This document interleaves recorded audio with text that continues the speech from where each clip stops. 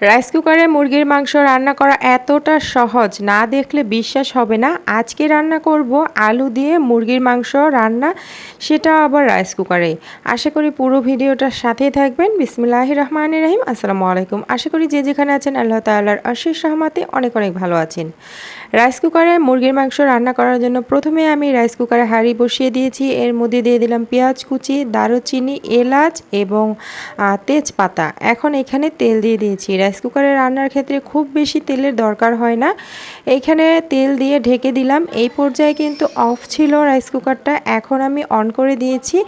এখন হচ্ছে চিকেন নিয়ে নিয়েছি। এখানে মুরগির মাংস কেটে ধুয়ে পরিষ্কার করে নিয়েছিলাম। এর মধ্যে দিয়ে দিয়েছি 2 টেবিল চামচ আদা রসুন বাটা, স্বাদ মতো লবণ। এখন দিয়ে দিচ্ছি 1.5 চা চামচ পরিমাণে মরিচের গুঁড়া। ঝালটা নিজেদের পছন্দ অনুযায়ী এখানে কম বেশি করে দিতে পারেন। এরপরে এখানে দিয়ে দিলাম হলুদের গুঁড়া প্রায় 1.5 চা চামচ পরিমাণে। 1 চা চামচ দিয়ে দিব ধনিয়া গুঁড়া, 1 চা চামচ জিরার গুঁড়া এবং 1/2 চা চামচ দিয়ে দিলাম গরম মশলার গুঁড়া। এখন এইখানে দিয়ে দিচ্ছি 1 চা চামচ পরিমাণে তেল। এই পর্যায়ে কিন্তু তেল না দিলেও কোনো সমস্যা হবে না। তো এখন হাত দিয়ে খুব ভালো করে আমি চিকেনের সাথে সম্পূর্ণ মশলাগুলোকে মিশিয়ে নিচ্ছি। তো মশলাটা মিশিয়ে নেওয়ার পর এখন আমি এইখানে কিছু আলু ব্যবহার করব। যেহেতু আমি বলেছি আলু দিয়ে মুরগির মাংসটা রান্না করব, তো এখানে আলুটা দিয়ে আমি খুব সুন্দরভাবে মেখে নিয়েছি। এখন এই যে আগে থেকে রাইস কুকারে বসিয়ে দিয়েছিলাম পেঁয়াজ, তো পেঁয়াজগুলো একটু নরম করে নিয়েছি। আপনারা চাইলে মাংসের সাথেই কিন্তু পেঁয়াজটা, কাঁচা পেঁয়াজ মেখে নিতে পারেন। তবে আমার মনে হয় পেঁয়াজটা যদি এইভাবে করে একটু নরম করে নেওয়া হয় তাহলে এই চিকেনের স্বাদটা বেশি ভালো আসে। যাই হোক, আমি পেঁয়াজটা নরম করে নিয়ে এরপরে হচ্ছে আগে থেকে মশলা মেখে নেওয়া মুরগির মাংস দিয়ে দিয়েছি, দিয়ে খুব ভালো করে মিশিয়ে দিচ্ছি। তো এইখানে চিকেনটা কিন্তু ম্যারিনেট করে 10 মিনিট রেখে দিতে পারেন, অথবা হাতে সময় না থাকলে সাথে সাথে রান্না করতে পারেন। এখন যে বাটিতে আমি মুরগির মাংস মেখে রেখেছিলাম সেই বাটিটা ধুয়ে পানি দিয়ে দিয়েছি অল্প একটু। এখন ঢেকে দিচ্ছি, আর কিছুক্ষণ পরে যখন এই চিকেনের মধ্যে বলক চলে আসবে তখন আমি এটাকে একটু নেড়েচেড়ে দিচ্ছি। তো এইখানে কিন্তু এই পর্যায়ে আমি কোনো রকম পানি ব্যবহার করব না। চিকেনটা থেকে যে পানিটা উঠে আসবে সেই পানি দিয়ে কিন্তু এই মাংসটা কষানো হয়ে যাবে। তো একটু নেড়ে চেড়ে দিলাম, এখন আবার ঢেকে দেব।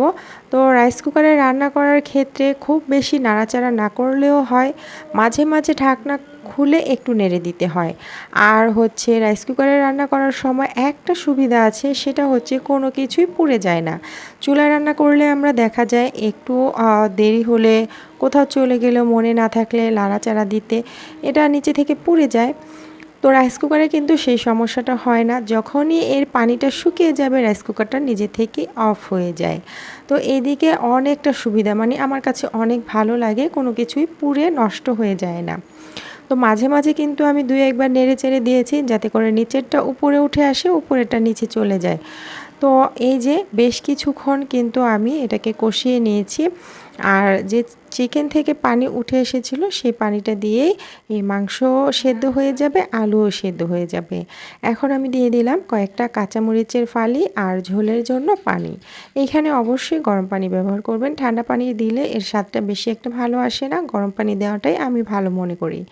তো এখানে পছন্দ মতো ঝোল দিতে হবে। এইখানে আমি আমার পছন্দ মতো ঝোল দিয়ে দিয়েছি। রাইস কুকারে কিন্তু ঝোলের যে পরিমাণটা সেটা খুব একটা কমে না, মানে এইখানে পানির পরিমাণটা খুব বেশি শুকিয়ে যায় না চুলার তুলনায়।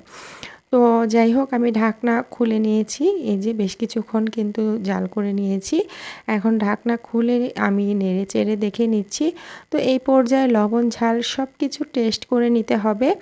তো সবশেষে এখন আমি এর মধ্যে দিয়ে দিচ্ছি 1 চা চামচ পরিমাণে ভাজা জিরার গুঁড়া। রান্নার শেষে এই যে জিরার গুঁড়োটা দিলে অনেক সুন্দর একটা স্মেল পাওয়া যায় এর মধ্যে। মিশিয়ে দেওয়ার পর এখন আমি ঢাকনা দিয়ে ঢেকে দিব আর রাইস কুকারের সুইচটা অফ করে দিব। অফ করে দিয়ে 10 মিনিটের জন্য অপেক্ষা করব। রাইস কুকারটা অফ করার পরেও কিন্তু কুকিং প্রসেসটা চলতে থাকে। 10 মিনিট অপেক্ষা করে তারপর নামিয়ে নেবেন। এটা একদম কমপ্লিট। আশা করি আজকের রেসিপি একটু হলেও ভালো লেগেছে। আজকে বিদায় নিচ্ছি, সবাই ভালো থাকবেন। আল্লাহ হাফেজ।